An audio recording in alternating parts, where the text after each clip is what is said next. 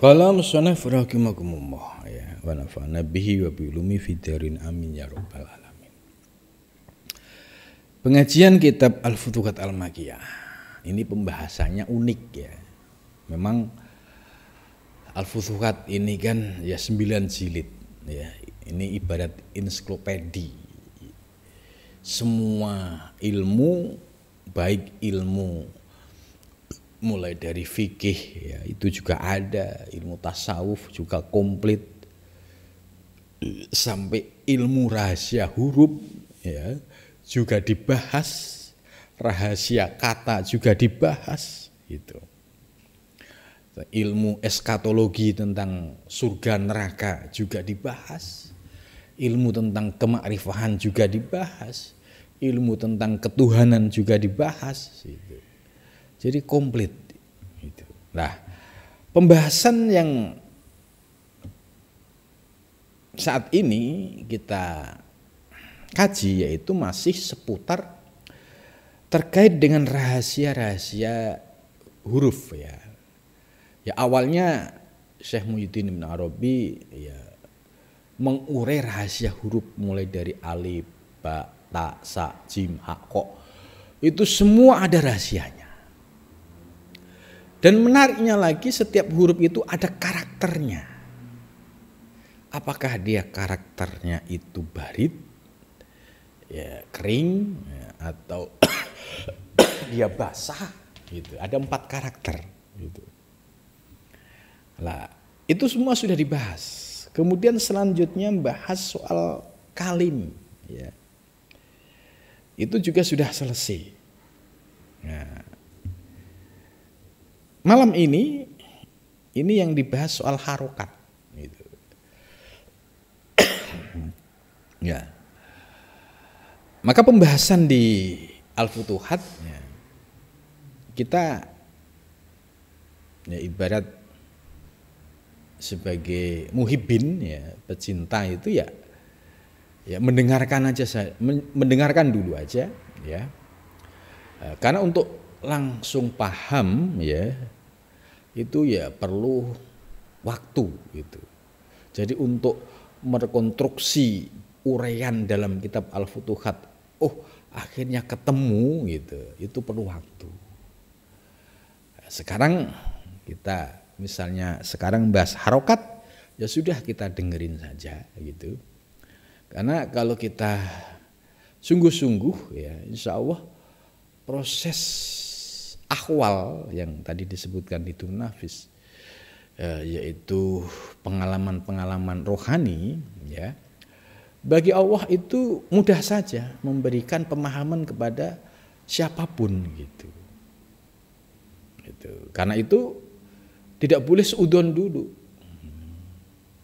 Mendengar istilah-istilah sudah pusing, kemudian seudon, ini ilmu apaan ini gitu kan.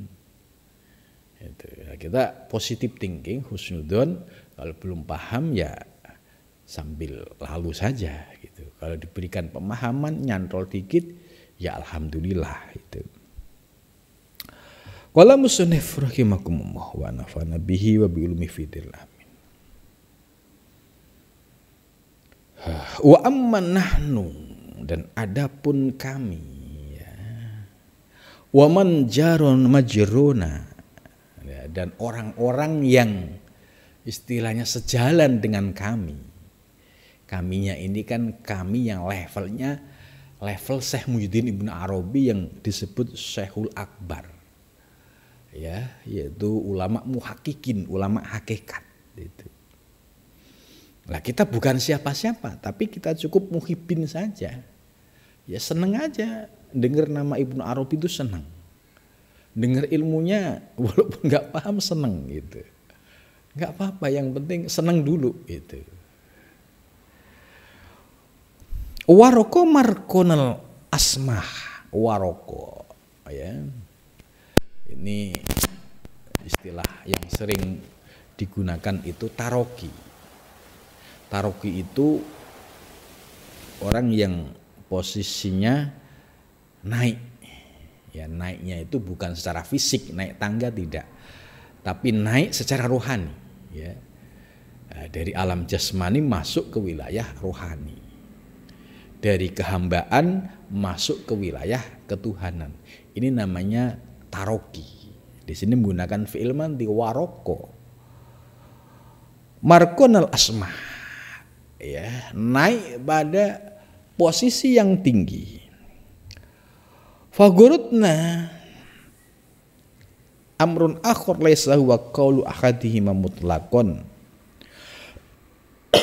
illa binasabin wa idofatin wa nadhurin ila wujuhin ma yatulu dzikruha.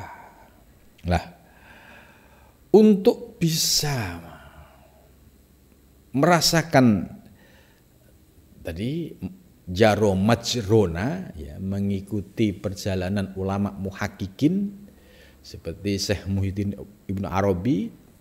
Kalau ulama Nusantara itu ya seperti Syekh Abdul Rauf As-Singkili, Syekh Muhyi Pamijahan, Syekh Nafil Al-Banjari, ya, ini kan ulama-ulama muhakkikin yang Nusantara itu ya jaro majrona, ya. Proses perjalanannya ya pasti ya mengalami semua itu, dan akhirnya roko markonal asma itu. Nah, itu semua membutuhkan sebuah proses, ya. Tidak bisa langsung ujuk-ujuk. Jadi illa binasabin, nah ini menarik, kecuali dengan nasab. Nasab ini bisa dimaknai genetik. Ya, orang yang senang ilmu hakikat, ya, ilmu tarekat, ini biasanya punya genetik rohani. Apakah bapaknya, mbahnya, atau kakeknya dulu, ya, itu pasti ada orang-orang yang senang ilmu hakikat atau ilmu tarekat, gitu. Sehingga turun kepada anak, cucu, itu menjadi genetik, ya, yang meneruskan. Gitu. Contoh kok, kita nih tiba-tiba kok senang ilmu hakikat, ya, senang ilmu tasawuf gitu. Sementara banyak orang itu nggak suka gitu. Kenapa? Karena genetik rohaninya itu sudah ada. Beda dengan orang yang hanya, ya, genetik biologis, ya, nggak punya genetik rohani yang tersambung dengan orang-orang yang punya genetik rohani, ya sulit untuk bisa menerima ilmu ini. Maka seringkali saya menyampaikan bahwa orang yang suka ilmu hakikat, ilmu tarekat itu dia sudah punya genetik rohani.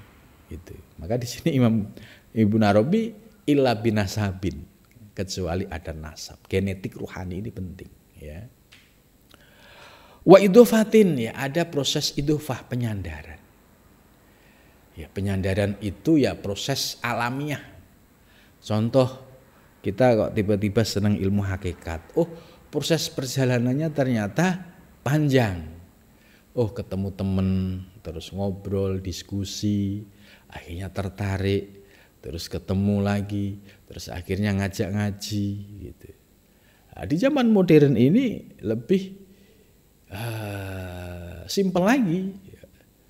Ya, cara Allah itu mempertemukan, ya. Ya, tiba-tiba buka link YouTube gitu. Kok ada penjelasan kajian ini, kok unik, kok batin tertarik, kok seneng gitu. Nah, ini namanya kalau sudah ada frekuensi yang sama, itu untuk connecting itu lebih mudah gitu. Beda dengan orang yang nggak satu frekuensi. Ya dia sama sekali nggak tertarik. Apa itu ilmu hakikat itu? Jadi wa idofatin ini proses penyandaran yang sifatnya ya alamiah gitu. Enggak ujuk-ujuk terus dia dipertemukan dengan guru, enggak, ada prosesnya, ya. Ketemu dengan orang yang bisa mengajarkan gitu. Wa nadhurin, dan nadhur itu dia punya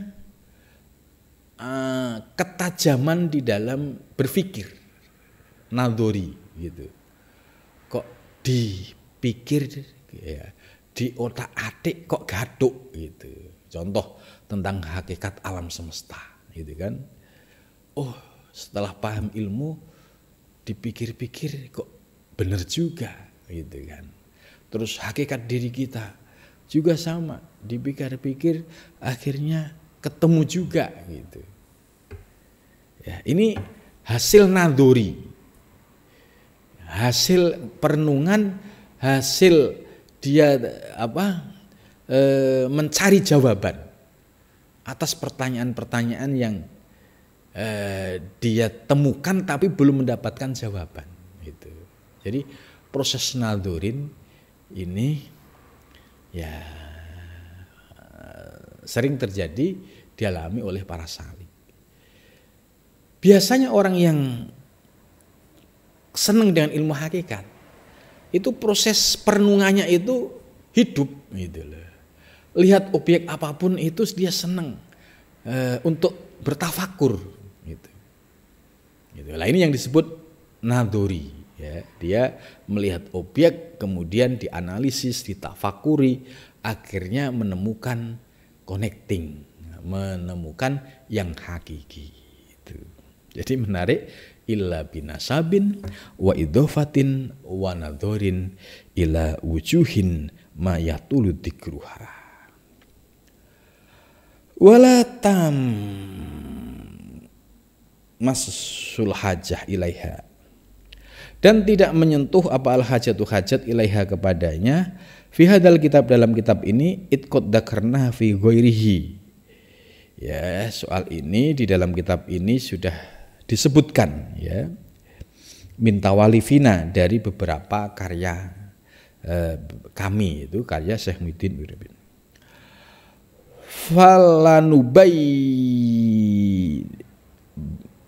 Nubayyinu ya, bayana yubayyinu nubayyinu falanubayyinu, maka sungguh aku akan menjelaskan, nubayyinu kami menjelaskan. Nah, ini mulai annal harokata, sesungguhnya harokat ya.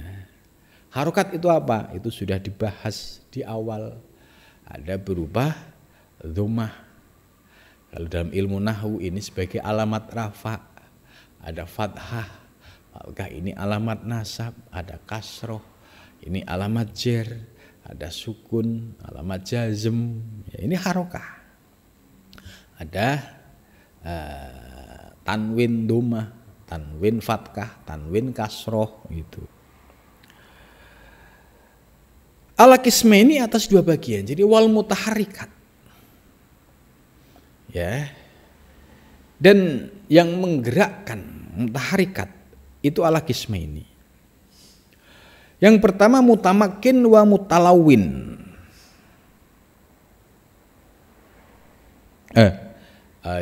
Ini beda. Annal harokat ala qismaini, bahwa harokat itu ada dua bagian. Ya. Harokatun jasmaniyah, yaitu yang disebut dengan harokat jasmaniyah. Gerakan, harokat itu kan gerakan. Kalau makna tekstualnya ya harokat ya kayak tadi, ya fathah, dhammah, kasroh itu harokat disebut. Tapi harokat bimakna lain ya gerakan ya, itu juga bisa. Ala qismaini, harokatun jasmaniyah, yaitu harokat yang sifatnya fisik, wa harokatun ruhaniyah, dan harokat yang terkait dengan ruhaniyah. Jadi ada harokat jasmani, ada harokat ruhani. Nah, ini kan baru, sesuatu yang baru. Ya, nggak ada ulama yang jelasin sampai sedetil ini gitu. Harokat ada jasmani dan ada ruhani. Nah, apa penjelasannya?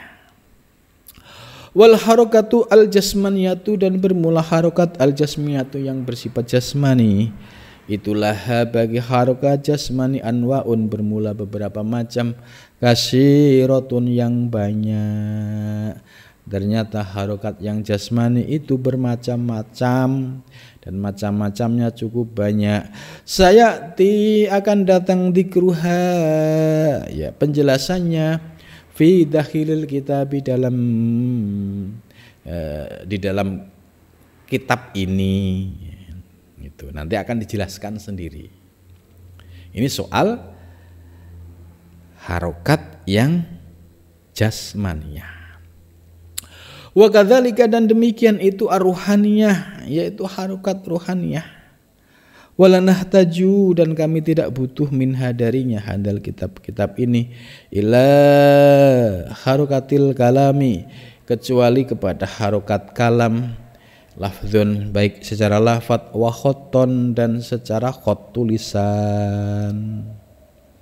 Nah, Syekh Muhyiddin Ibn Arabi ya, dari penjelasan tadi harokat ada jasmani dan rohani, ternyata ini pengenalan buat kita supaya kita, memori kita itu ingat, oh iya, menurut Ibn Arabi kok ada harokat jasmani rohani.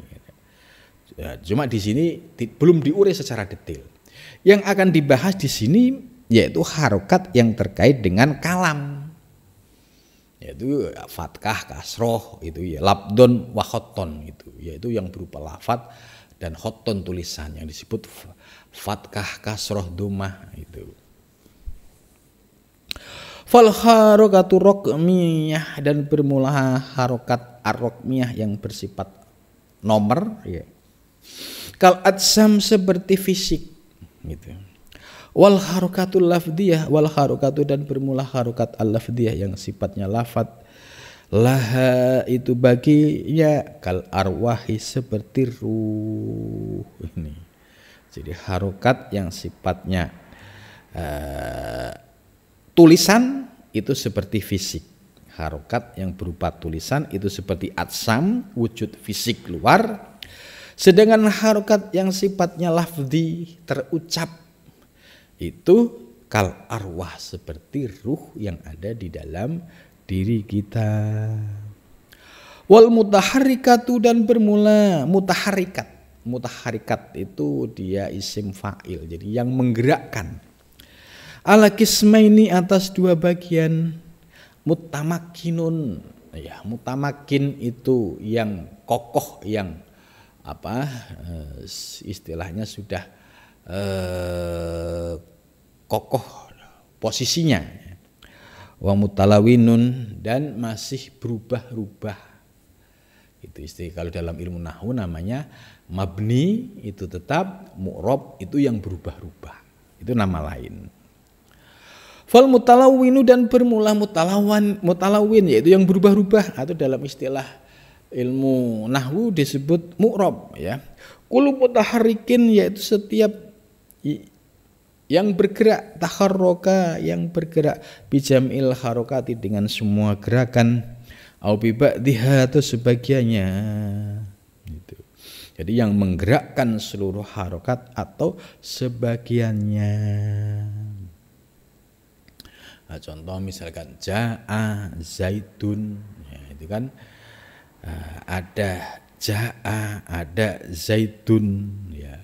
Ini ada harokat, ya, dalam ilmu nahwu ini ada penjelasannya. Atau zaidun qaimun, nah, ini satu contoh. Fal mutaharriku bijami'iha kadzal, ya, sedangkan sebagai penggerak, ya, keseluruhannya itu kadzal, seperti lafadz dal. Min zaidin, dari lafadz zaidin. Jadi min zaidin, lafadz zaidin, dalnya itu disebut mutaharrik. Nah, sedangkan harokatnya itu bisa dan zaidan, bisa zaidin, bisa zaidun. Nah, ini tergantung dari, ya, posisinya, amilnya yang masuk. Ya, contoh misalnya bisa zaidun, ya, kalau posisinya marfu, ada fi'il madhi, ja'a, datang, siapa zaidun, zaid. Nah, zaidun ini, ya, posisinya dibaca marfu karena sebagai fa'il, fa'il dibaca rafa, alamat rafa dhammah, itu. Terus dal dalam zaidin bisa berubah menjadi zaidan. Nah, kalau posisinya maf'ul, ra'aitu zaidan, ra'aitu, aku melihat Zaidan Zaid. Ya, dalnya berubah menjadi tanwin fathah. Karena apa? Maf'ul dibaca nasab, alamat nasab fathah. Nah, kemudian Zaidun bisa menjadi Zaidin kalau kemasukan huruf jar. Marortu bi Zaidin, aku lewat bi huruf jar, Zaidin majrur, maka dibaca jar, alamat jarnya kasroh. Itu. Jadi wadal min Zaidin itu wal mutaharik bi jami'iha. Wal mutaharik bi ba'diha kal asma allati la tansarifu fi hali kauniha. Sedangkan yang menggerakkan sebagian itu seperti nama-nama la tansarifu fi hali ba'diha, itu kalau dalam ilmu nahwu namanya isim ghair munsharif gitu. Isim ghair munsharif itu kan ketika jar, ya jar itu kan alamat aslinya kan kasroh ya. Tapi ketika isim ghair munsharif tidak dibaca kasroh dia, tapi fathah. Ya, ini termasuk kal asma allati tansarifu fi hali kauniha la tansarifu fa innaha qad tansarifu fil tangkir wal idhofah kadal min Ahmad. Contoh kayak Ahmad. Ini menurut ilmu nahwu, Ahmad ini isim ghair munsharif. Manik munsharifnya apa? Yang pertama adalah alam, nama orang. Yang kedua Ahmada wazinul fi'li, ngikuti wazan af'ala. Ketika memenuhi dua syarat manik munsharif, maka ketika kemasukan huruf ba, marortu bi menjadi bi Ahmada. Itu. Wal mutamakin, dan bermula mutamakin, ya. Kulu mutaharikin itu setiap yang bergerak sabada yang tetap ala harokatin, atas harokat wahidatin yang satu. Walam yantakil, dan tidak pindah anha darinya, kal asma'i seperti isim al mabniyati yang mabni, mislu haula'i, seperti haula itu namanya isim-isim mabni, ya, haula. Ya, ini isim isyarah. Hadza itu juga termasuk isim yang mabni. Wa ka hurufil asma'il mu'rabati, dan seperti huruf mu'rab allati qabla harfil i'rabi, yang sebelum huruf i'rab, minha darinya kaza, ya, seperti za wal ya dan ya, min zaitin dari lafaz zaitin, wa syibihi dan yang menyerupainya. Ya, ternyata Syekh Muhyiddin Ibnu Arabi ini ya ahli pakar ilmu nahwu, kemudian dalam mengurai rahasia ilmu nahwu ini dikaitkan, dibongkar rahasianya terkait dengan alam semesta. Nah, mungkin kita hanya baru paham dengan istilah-istilahnya, ya kita ya alhamdulillah, ya kita berdoa mudah-mudahan Allah memberikan futuh kepada kita sehingga apa yang diurai dari penjelasan ini kita bisa memahami makna asror-asrornya. Sebab apa yang ditulis oleh Syekh Muhyiddin Arabi sebagaimana di muqaddimah semua berdasarkan apa yang beliau ketahui dari sisi aspek asrornya. Nah, kalau kita belum paham, ya berarti ya kita belum kefutuh. Gitu. Nah, mudah-mudahan suatu saat Allah memberikan kefutuh kita dalam memahami apa yang disampaikan oleh Syekh Muhyiddin Ibnu Arabi. Amin ya rabbal alamin.